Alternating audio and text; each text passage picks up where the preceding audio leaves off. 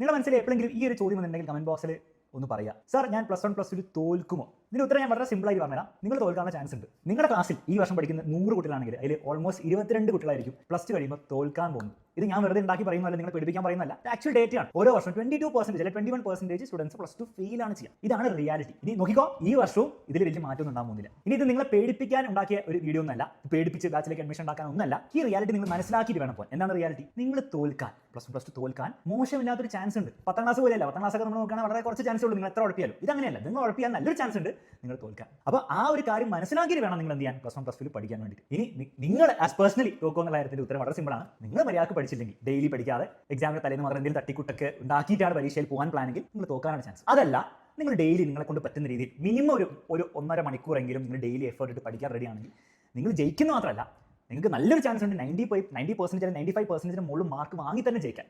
അപ്പോൾ 2 എക്സ്ട്രീംസ് ഉണ്ട്. ഈ എക്സ്ട്രീംസിലേക്ക് എത്താൻ വേണ്ടി ചെറിയ മാറ്റങ്ങൾ വരുത്തിയാണ്, ചെറിയ മാറ്റങ്ങൾ.